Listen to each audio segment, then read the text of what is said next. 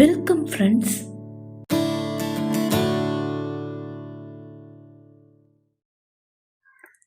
Hi friends, உங்க எல்லாருக்கும் என்னுடைய அன்பான வணக்கம். வெல்கம் டு நெஞ்சுக்குள்ளே. இது ஷர்மிளா பிராங்கோவின் இரவு வீரர்கள் நாவல் பகுதி 17. வாசிப்பது ஷர்மிளா பிராங்கோ. ஃப்ரெண்ட்ஸ், இது வரைக்கும் சேனலை சப்ஸ்கிரைப் பண்ணாதவங்க சப்ஸ்கிரைப் பண்ணிக்கங்க. வாங்க ஃப்ரெண்ட்ஸ், கதைக்குள்ள போலாம். விஸ்வானந்த் தன் அறையில் அமர்ந்து ஏதோ எழுதி கொண்டு இருக்கும் போதுதான் வெளியே ஏதோ சத்தம் கேட்டு ஜன்னல் வழியாக எட்டி பார்த்தான். ஒரு பெண்மணி வீட்டு வாசலில் நின்று அழுதபடியே ஏதோ அவன் அப்பாவிடம் உதவி கேட்கிறார். அப்பா அவரிடம் ஏதோ கூறி அனுப்பிவிடுகிறார். அந்த பெண்மணி அழுதபடியே தங்கள் வீட்டையே திரும்பி திரும்பி பார்த்தபடி செல்வதை கண்ட விஸ்வானந்துக்கு அவருக்கு உதவ முடிந்தால் உதவலாம் என்ற எண்ணம் தோன்ற தன் அறையிலிருந்து நேராக வாசலுக்கு இறங்கும் மாடிப்படிகள் வழியாக கீழே இறங்கி வந்தவன் அந்த பெண்மணியின் அருகில் வந்து அந்த பெண்மணியை தடுத்து நிறுத்தினான். அம்மா, என்ன பிரச்சனை? எதுக்காக எங்க வீட்டுக்கு வந்துட்டு போறீங்க என்று கேட்டான். தம்பி, அது உங்க வீடா தம்பி? அந்த வீட்டுல வந்து உதவி கேட்டா எனக்கு உதவி கிடைக்கும்னு ஒரு தம்பி சொல்லி அனுப்புனாரு. அதனாலதான் நான் உங்க வீட்டுக்கு உதவி கேட்டு வந்தேன். எங்களால என்னம்மா செய்ய முடியும்? போலீஸுக்கு போய் சொல்லுமான்னு சொல்லி அந்த வீட்டுல இருந்தவரு சொல்லி அனுப்பிட்டாரு என்று வேதனையோடு அந்த பெண்மணி கூற, இந்த வீட்டுல வந்து உதவி கேட்டா உதவி கிடைக்கும்னு உங்ககிட்ட சொல்லி அனுப்புனது யாருமா என்று விஸ்வா கேட்டான். அவனது கேள்வியில் சந்தேகம் ஒளிந்திருந்தது. ஒரு தம்பிதான்ப்பா, நான் இதுக்கு முன்னாடி அந்த தம்பிய பார்த்ததே இல்லை என்றார் பெண்மணி. யாரதா இருக்கும்? சரி, அதை பத்தி பின்னாடி யோசிப்போம். இப்ப இவங்களுக்கு என்ன உதவி வேணும்னு கேட்டு முடிஞ்சா உதவலாம் என்று மனதில் நினைத்த விஸ்வானந்த், உங்களுக்கு என்னமா பிரச்சனை? உங்களுக்கு என்ன உதவி தேவைப்படுது என்றான். என்னுடைய மகளை கடத்திட்டாங்கப்பா என்றார். என்ன சொல்றீங்க? உங்க மகளை கடத்திட்டாங்களா? யாரு என்றான். தெரியலப்பா. ஒரு ஜீப்ல 4-5 பேர் வந்தாங்க. வீட்டுக்குள்ள வேகமா வந்தாங்க. என்னுடைய புருஷனை கத்தியால குத்திட்டு ரூமுக்குள்ள இருந்து ஓடி வந்த என்னுடைய பொண்ணை பிடிச்சு இழுத்துட்டு தூக்கிட்டு போயிட்டானுங்க. அப்பதான் அது வழியா வந்த ஒரு தம்பி, விஸ்வாவோட வீடுன்னு போய் கேளுங்க, அந்த வீட்டுல போய் விஸ்வா கிட்ட உதவி கேளுங்க, விஸ்வா உதவி பண்ணுவாரு அப்படின்னு சொல்லி அனுப்புனாரு. அப்படிதான்ப்பா உங்க வீடு தேடி வந்தேன். ஆனா உங்க அப்பான்னு தோணுது. அவனால என்ன பண்ண முடியும்? அவன் போலீஸ் இல்லையே. நீங்க ஸ்டேஷன்ல போய் கம்ப்ளைண்ட் கொடுங்க, அவங்க உங்க பொண்ணை காப்பாத்தி கொடுப்பாங்கன்னு சொல்லி அனுப்பிட்டாரு. அதுதான் திரும்பி வீட்டுக்கு போறேன். என்ன உங்க வீட்டுக்கு அனுப்பி வச்ச அந்த தம்பி தான். நான் உங்க புருஷனை கவர்மெண்ட் ஹாஸ்பிட்டல்ல சேர்த்துடுறேன். நீங்க ஹாஸ்பிட்டலுக்கு வந்துடுங்க. விஸ்வா கிட்ட உதவி கேட்டா கிடைக்கும். விஸ்வா கிட்ட உதவி கேட்டுட்டு நேரா ஹாஸ்பிட்டல் வந்துடுங்கன்னு சொல்லிட்டு என்னுடைய புருஷனை அப்படியே தூக்கி தோல்ல போட்டுட்டு ஏதாவது வண்டிக்கு கூட காத்திருக்காம அப்படியே ஓடி ஹாஸ்பிட்டலை பார்த்து போயிடுச்சு அந்த தம்பி.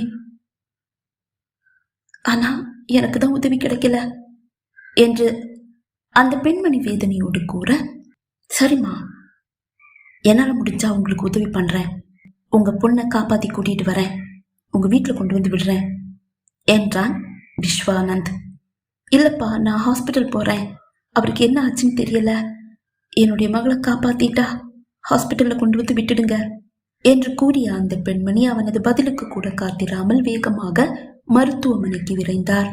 சட்டென்று வீட்டிற்கு வந்த விஸ்வா நண்பர்களுக்கு கான்ஃபரன்ஸ் கால் செய்து விஷயத்தை கூறினான். என்ன இது புது குழப்பம்? நம்மளை பத்தி யார் யாருக்கோ எல்லாம் தெரிஞ்சிருக்கே என்றாள் வர்ஷா.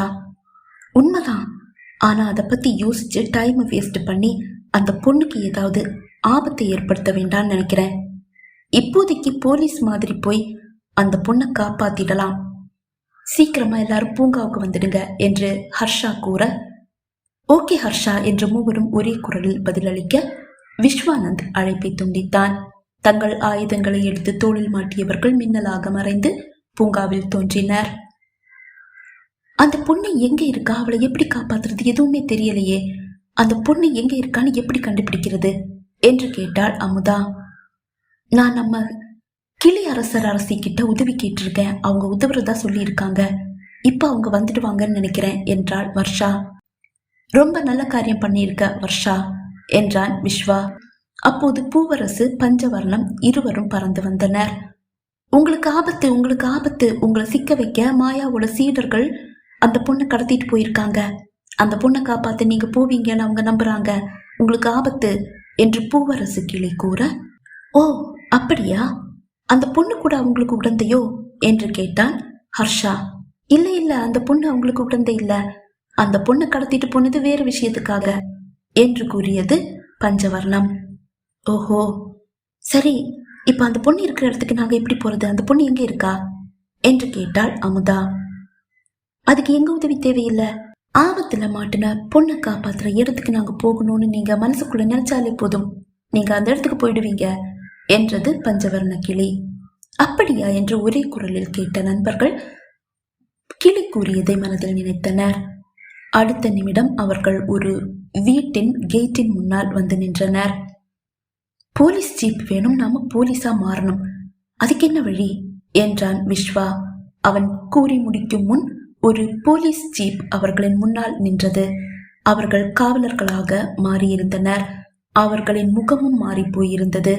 நண்பர்கள் மாறி மாறி ஒவ்வொருவரையும் பார்த்து, ஐயோ நீங்க மாறிட்டீங்க என்று நால்வரும் ஒரே குரலில் கூற, நம்ம 4 பேருமே மாறி போயிட்டோமா, இது எப்படி என்று நால்வரும் ஒரே குரலில் கேட்க, எல்லாம் எங்களுடைய உதவிதான், நாங்க தான் செவ்வாய்சியர், காக்கும் அக்னி வீரர்கள், நாங்க இப்பவும் உங்களுக்கு உதவிட்டு தான் இருக்கோம், உங்களுக்கு ஆயுதத்தை தந்தவங்க என்று அசரீரி முழங்கியது. ஓ அப்படியா என்று நண்பர்கள் தங்களுக்குள் கேட்டுக்கொள்ள, சீக்கிரம் அந்த பொண்ணை காப்பாத்துங்க என்று கூறிய அசரீரி நின்று போனது. சரி வாங்க முதல்ல அந்த பொண்ணை போய் காப்பாத்துவோம் என்று விஸ்வா கூற நால்வரும் அந்த வீட்டிற்குள் ஏறி சென்றனர். அந்த பெண்ணை மாயாவின் சீடர்கள் சூழ்ந்து பிடித்து இழுக்க, அந்த பெண் அவர்களை தடுத்து தாக்குவதை கண்டு நண்பர்கள் வியந்தனர். டேய், எவனாவது என் பக்கத்துல வந்தீங்க செத்தீங்கடா என்றபடியே காலை உயர்த்தி அவர்களை அடித்து தாக்குகிறாள். அவள் சுழன்று சுழன்று தன்னை தொட வருபவர்களை தாக்குவதை கண்டு நண்பர்கள் ஒருவரை ஒருவர் பார்த்து கொண்டனர். அது பொண்ணில்ல, புலி என்றான் விஸ்வா. டேய், நாம நினைச்ச மாதிரி இவ சாதாரணமானவை இல்ல, இவளுக்கு சண்டையெல்லாம் போட தெரியுது, இவளை மந்திரத்தால கட்டுங்கடா என்று ஒரு சீடன் கூற, அந்த பெண்ணை சூழ்ந்து நின்ற மாயாவின் சீடர்கள் சட்டென்று தங்கள் இடுப்பில் இருந்து தண்டாயுதத்தை எடுத்து அந்த பெண்ணை நோக்கி நீட்ட, பாய்ந்து வந்த நண்பர்கள் சீடர்களை தடுத்து தாக்கி அடித்து நொறுக்கினர். அதன் பின் அவர்கள் அனைவரையும் கட்டி இழுத்தபடியே வாசலுக்கு வரும்போதுதான் வாசலில் ஒரு போலீஸ் வேன் வந்து நின்றது. அதிலிருந்து இறங்கி ஓடி வந்த காவலர்கள் சட்டென்று நால்வருக்கும் சல்யூட் அடித்தனர். சார், இப்பதான் எங்களுக்கு செய்தி வந்தது, அதுதான் நாங்க சீக்கிரமா வந்தோம் என்று கூறினர். சரி, நீங்க இவங்களை வேன்ல ஏத்திட்டு ஸ்டேஷனுக்கு கூட்டிட்டு போங்க, நாங்க ஜீப்ல வந்துடுறோம் என்று ஹர்ஷா கூற, ஓகே சார் என்று கூறிவிட்டு மாயாவின் சீடர்களை இழுத்து சென்று வேனில் ஏற்றிவிட்டு அவர்கள் கிளம்பி சென்றனர். ஹர்ஷா ஜீப்பின் டிரைவர் சீட்டில் ஏறி அமர்ந்தான். நீயும் ஜீப்ல ஏறுமா, உன்னை ஹாஸ்பிட்டல்ல விட்டுட்டு போறோம் என்று அமுதா கூற, அந்த பெண் ஜீப்பில் ஏறி அமர்ந்தாள். நண்பர்களும் ஏறி அமர ஜீப்பு மெல்ல நகர்ந்தது. உன்னுடைய பேர் என்னம்மா என்று கேட்டாள் அமுதா. என்னுடைய பேர் தமிழ் செல்வி என்றாள். வீரத்தமிழ் செல்வி என்று பெருமையாக கூறினாள் வர்ஷா. அந்த பெண் சிரித்தாள். எனக்கு கராத்தே தெரியும் என்றாள். ரொம்ப நல்லதா போச்சு, அதனாலதான் இவனுங்க கிட்ட நீ தாக்கு பிடிச்ச என்றாள் அமுதா. ஆமா, இந்த ரவுடிங்க ஏன் உன்னை கடத்திட்டு வந்தாங்க என்றான் விஸ்வா. இவனுங்களா? இவனுங்க 4 நாள் முன்னாடிதான் நான் காலேஜ்ல இருந்து வரும்போது என்னை வழிமறிச்சு உங்க காலேஜ்ல ஒரு அக்னி தாக்குதல் நடந்ததே, அப்போ உங்களை காப்பாத்துறதுக்காக சூப்பர் ஹீரோஸ் வந்தாங்களே, அவங்க யாருன்னு தெரியுமா அப்படின்னு சொல்லி கேட்டாங்க. நான் தெரியாதுன்னு சொன்னேன்.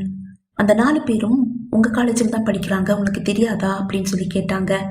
தெரியாது, நீங்க யாருன்னு சொல்லி கேட்டதுக்கு, அந்த அக்னி தாக்குதல் நடந்தப்போ நீங்க ஒருத்தரை அடிச்சு விரட்டினீங்களே, அவருடைய சீடர்கள் அப்படின்னு சொல்லி அவனுக்கு சொன்னானுங்க.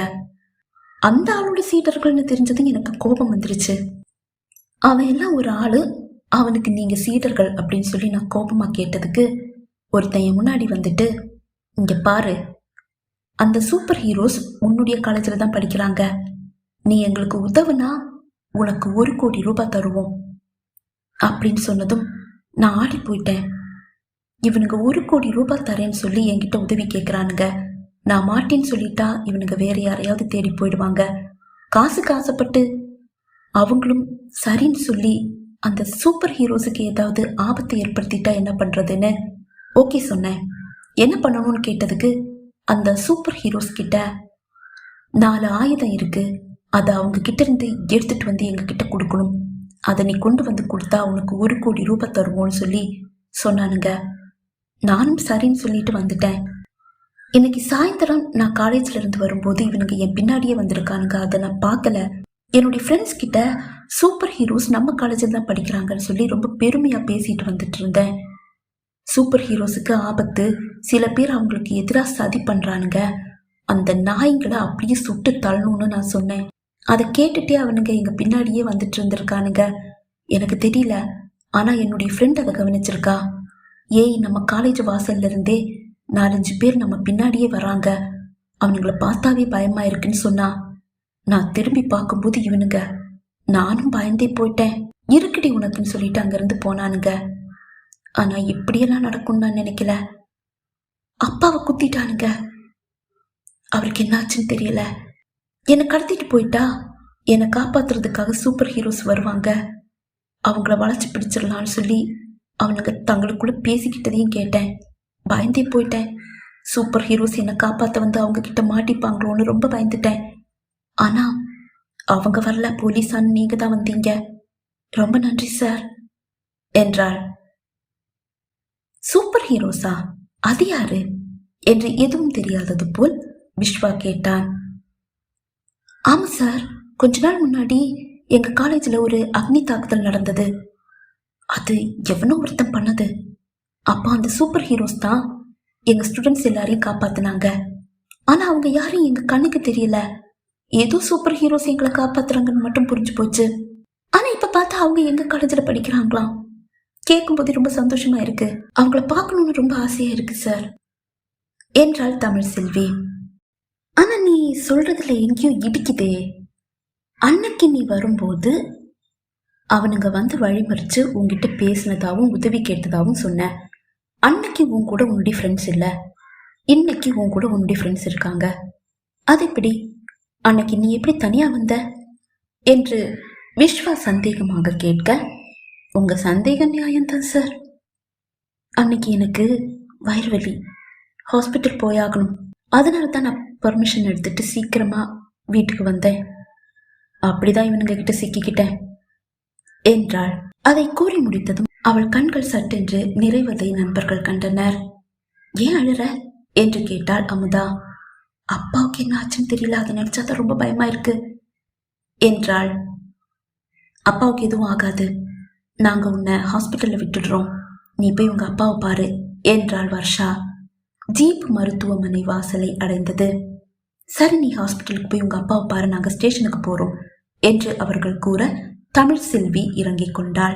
ஜீப் அங்கிருந்து நகர்ந்தது. ஆள் நடமாட்டமற்ற அந்த இடத்தை அடைந்ததும் நண்பர்கள் தங்கள் நிலைக்கு வர வேண்டும் என்று மனதில் நினைத்தனர். ஜீப் மறைந்தது. நண்பர்கள் அவர்களாக உருமாறினர். ஹர்ஷா, காக்கும் அக்னி வீரர்கள் இப்பவும் நமக்கு உதவியா தான் இருக்காங்க. ஆனா அவங்க தான் சிறையில மாட்டி தவிக்கிறாங்க. அவங்களுக்கு நம்மால உதவி பண்ண முடியாதா என்று கேட்டான் விஸ்வா. அவங்களுக்கு நம்மால உதவி பண்ண முடியுமா முடியாதான்னு யோசிக்கிறதெல்லாம் 2ஆம் பட்சம். அவங்களுக்கு நம்ம கண்டிப்பா உதவுறோம், அதுதான் நம்மளுடைய உறுதியான முடிவு. அது மட்டும் இல்ல, நாம இனிமே ரொம்ப ரொம்ப ரொம்ப கவனமா இருந்தாகணும். ஏன்னா நம்மளை சுத்தி யார் யாரும் இருக்காங்க. நமக்கு உதவுறவங்களை கூட நம்மால இப்ப நம்ப முடியாது. ஏன்னா அது அவங்க நமக்கு விரிக்கிற வலையா கூட இருக்கலாம் என்றான் ஹர்ஷா. ஆமா ஹர்ஷா, இதுதான் நானும் சொல்லணும்னு நினைச்சேன் என்றாள் அமுதா. ஆமா ஹர்ஷா, அன்னைக்கு நமக்கு உதவின அந்த அபிமன்யுவை கூட நம்ப கூடாது. அவன் ஒருவேளை அந்த செவ்வாய்சியருக்கு உதவுறவனா இருக்கலாம், இல்ல மாயாவோட ஆளா கூட இருக்கலாம். இனி அவனை பார்த்தா கொஞ்சம் தள்ளியே நிக்கணும் என்றாள் வர்ஷா. சபாஷ், என்று ஒரு மரத்தின் மறைவில் நின்று அவர்களின் உரையாடலை கேட்டுக்கொண்டிருந்த அபிமன்யு கூறினான். உண்மைதான் வர்ஷா, நாம அந்த அபிமன்யு கிட்ட எங்க தங்கி இருக்கான்னு சொல்லி அவனுடைய அட்ரஸ கேட்டு தெரிஞ்சுக்கிட்டு இருந்திருக்கணும். தப்பு பண்ணிட்டோன்னு இப்ப தோணுது என்றான் விஸ்வா. பரவாயில்ல, எல்லாருமே ரொம்ப ஷார்ப்பா தான் இருக்காங்க. இவங்க கிட்ட நானும் கவனமா தான் இருக்கணும். இவங்க கிட்ட சிக்கிக்க கூடாது. நான் உங்ககிட்ட கவனமா தான் இருப்பேன். நான் உங்ககிட்ட சிக்கிக்கவும் மாட்டேன். ஆனா உங்களால என்ன கண்டுபிடிக்க முடியாது ஃப்ரெண்ட்ஸ் என்று தனக்கு தானே கூறிக்கொண்டான் அபிமன்யு. ஓகே ஃப்ரெண்ட்ஸ், எல்லாருமே ரொம்ப கவனமா இருக்க. ரொம்ப முக்கியமா யாருமே தனியா எந்த ஆபத்திலையும் போய் மாட்டிக்க கூடாது. அதுதான் ரொம்ப முக்கியம். யாருக்கு எந்த உதவி தேவைப்பட்டாலும் நீங்க தனியா போய் அவங்கள காப்பாத்துவோ அவங்களுக்கு உதவவோ துணியவே கூடாது. சட்டுன்னு கான்ஃபரன்ஸ் கால் போட்டு விஷயத்த சொல்லிடணும். 4 பேரும் ஒன்னாவே எல்லா இடத்துக்கும் போவோம். இல்லைன்னா ஆபத்துல நம்ம மாட்டிப்போம். நம்மளை தனித்தனியா பிரிச்சு நமக்கு ஆபத்தை ஏற்படுத்த கூட அந்த செவ்வாய்சியரும் மாயாவோட ஆட்களும் திட்டம் போடலாம் என்றான் ஹர்ஷா. உண்மைதான் ஹர்ஷா, அதை பத்தி நாங்களும் யோசிக்காம இல்ல. அந்த எண்ணம் எங்க மனசுலயும் உண்டு என்று கூறினான் விஸ்வா. ஓகே, அப்ப நம்ம திரும்பவும் சந்திக்கலாம். இப்ப வீட்டுக்கு போலாமா என்று வர்ஷா கூற, போயிடலாம் என்று நண்பர்கள் கூற அடுத்த நொடி அவர்கள் அங்கிருந்து மின்னலாக மறைந்து போயினர். வர்ஷா தன் அறைக்கு வரும்போது பூனை அங்கு இருக்கவில்லை. தான் கல்லூரியில் இருந்து வரும்போதே பூனை வீட்டில் இல்லை என்பதை வர்ஷா உணர்ந்தாள். இது எங்க போயிடுச்சு என்று தனக்கு தானே கேட்டபடியே மாடி இறங்கி கீழே வந்தவள் ஹாலில் அமர்ந்து டிவி பார்த்து கொண்டிருக்கும் தன் அம்மாவிடம், அம்மா பூனையை பார்த்தீங்களா என்று கேட்டாள். இல்லையே, பூனை உன்னுடைய ரூம்ல தானே இருந்தது. மத்தியானம் கூட உன்னுடைய ரூமுக்கு வந்து அதுக்கு சாப்பாடு வச்சேனேனா என்றார் அம்மா. இப்ப அதை காணோமேம்மா என்றாள். பாரு, கட்டில் கடியில எங்கேயாவது இருக்கும் என்றார் அம்மா. அவள் மீண்டும் தன் அறைக்கு வந்து பூனையை தேடினாள். அப்போதுதான் அது கட்டிலின் அடியில் ஒரு மூலையில் அமர்ந்திருப்பதை கண்டாள் வர்ஷா. ஓ, நீ இங்கதான் ஒளிஞ்சுக்கிட்டு இருக்கியா? வா, வெளியே வா. பயந்தே போயிட்ட, எங்க போயிட்டியோன்னு. அன்னைக்கு மாதிரி கழுகு வந்து உன்னை தூக்கிட்டு போனா யார் காப்பாத்துறதாம் என்று கேட்டாள் வர்ஷா. அது ஆம் என்று தலையாட்டியது. பரவாயில்லையே, நான் சொல்றது உனக்கு புரியுதா? ஆமா, நல்லா தலையாட்டுற என்று கூறியபடியே பூனையை தூக்கி கொண்டு வந்து அதற்காக அவள் தயார் செய்து வைத்திருந்த அந்த சிறு படுக்கையில் அமர்த்தினாள். நீ இங்கதான் இருக்கணும், புரிஞ்சதா? அங்கே இங்கேயும் போய் உட்காரக்கூடாது.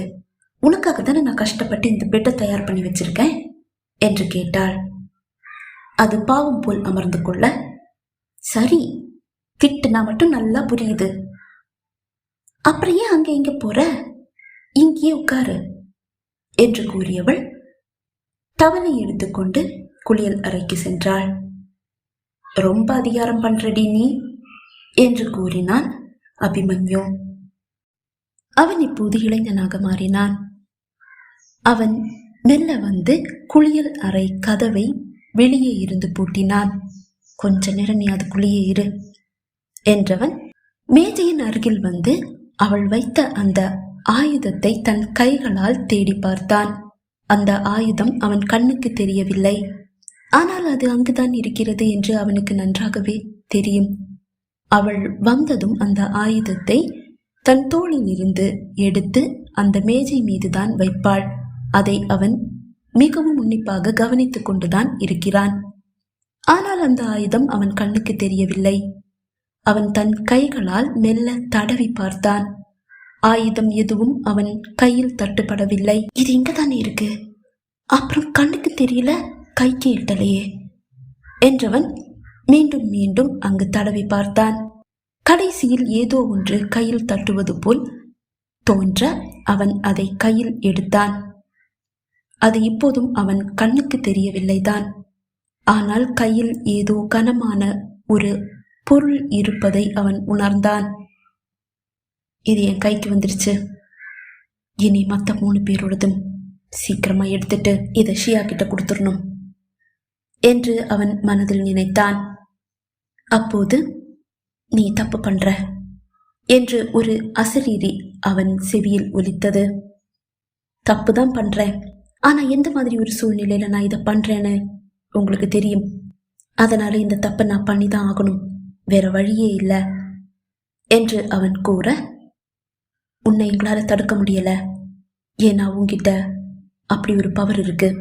நீ இந்த ஆயுதத்தை எடுத்துட்டேன்ற விஷயத்த எங்களால எங்களுடைய நண்பர்கள் கிட்ட சொல்லவும் முடியல.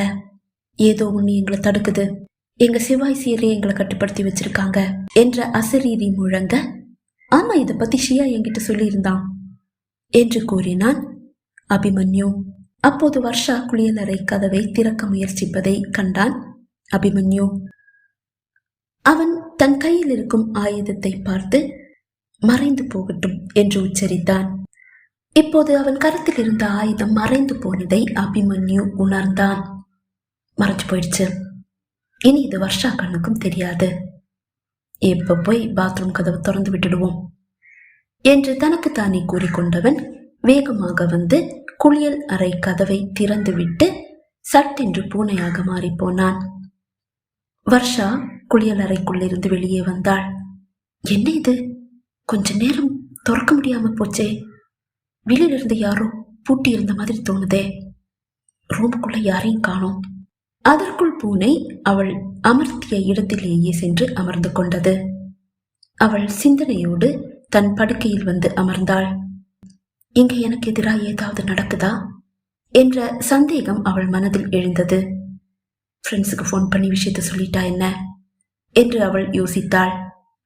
ச்சே, இந்த சின்ன விஷயத்துக்கெல்லாம் நான் ஏன் இப்படி பயப்படுறேன் என்று தனக்குத்தானே கூறிக்கொண்டவள் தன் நோட் புக்கை எல்லாம் எடுத்து வைத்து ஏதோ எழுத ஆரம்பித்தாள். இந்த சேனல் உங்களுக்கு பிடிச்சிருந்தா மறக்காம லைக் பண்ணுங்க, ஷேர் பண்ணுங்க, மறக்காம கீழே கமெண்ட் பண்ணுங்க. இதுவரைக்கும் சேனலை சப்ஸ்கிரைப் பண்ணாதவங்க சப்ஸ்கிரைப் பண்ணிக்கங்க.